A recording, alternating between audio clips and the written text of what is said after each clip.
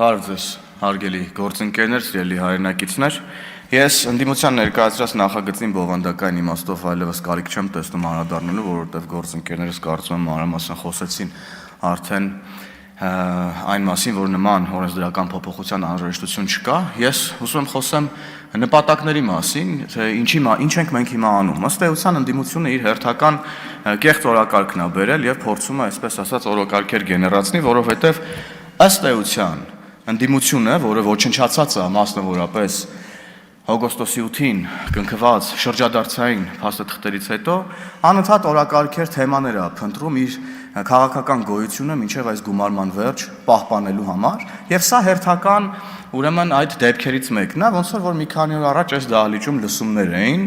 այդ լսումներն էլ հերթական կեղծ ֆեյք օրակարգն էին, ոչնչի մասին օրակարգեր, ինչի մասին որ մեր հանրությունը ըստ էության հենց լսումները նայելով հասկացավ, թե ինչ խայտառակություններ այստեղ կատարվում։ Եվ հիմա էլի կեղծ օրակարգ է բերվել, առայն թե բա ցեղասպանությունը փորձում են մերժել, արտահայտություն հնչեց, որ տոտալ քարոզչություն է տեղի ունենում ցեղասպանության դեմ։ Սա խայտառակություն է ուղղակի, որովհետև ամբողջությամբ նա կեղծ է այս թեզը եւ այն դիտարկումը, որ մենք պետքա նայենք ինքներս մեզ եւ հասկանանք, թե ինչ է մեզ հետ տեղի ունեցել պատմական տարբեր ժամանակաշրջանում, այդ պատմական իրողության հերքման մասին չի։ Սա ինքնահայեցման մասին է եւ առաջին հերթին այն մասին է, որ մենք նայենք եւ տեսնենք, թե պատմական տարբեր ժամանակաշրջանում ինչեր են մեր հետ տեղի ունեցել, որ այլևս երբեք տեղի չունենան եւ մենք կարողանանք կանխել նման ողբերգությունները մեր ժողովրդի հետ տեղի ունեցած։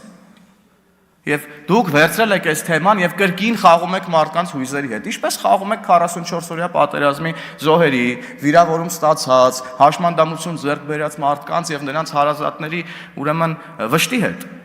Ինչպես խաղում եք վերջերս Փարաքարում տեղի ունեցած դեպքերի հետ կապված այդ շրջանակի մարդկանց վշտի հետ։ Դուք ընդհանրապես ման եք գալիս վիշտ եւ ցավ, որ գաք դրա վրա փորձեք քաղաքական միավորներ հավաքել։ Էսա, ժողովուրդ ջան։ Երբ որ այստեղ գալիս եք եւ փորձում եք մարդկանց համոզել, որ ինչ որ այլ երկրի օրակարգեր են այստեղ առաջ տարվում եւ այլն, հղումներ եք անում, գրական ստեղծագործություններ են տարածում եւ այլն, նախ պարոն Մանուկյան, ուզում եմ ձեզ ասեմ, որ ժամանակակից աշխարհում կա on-line գրադարաններ եւ ցանկացած մարդ աշխարհի ցանկացած կետում կարող է կարդալ ցանկացած գրական ստեղծագործություն առհասարակ։ Ես ձեզ ասեմ, դուք զուտ իմանաք սրա մասին։ Եվ հետո, երբ որ նման բաներ եք խոսում, մի հատ հիշեք ձեզ, դուք եւ ձեզ սպասարկող լրատվամիջոցները օր ու գիշեր հղում են անում թուրքական եւ ադրբեջանական լրատվամիջոցների վրա։ Դուք իրանցով եք ապրում։ Եվ հետո եկել եք ստեղ, մեզ եք փորձում նման ուրեմն բաների մեջ մեղադրել։ Ես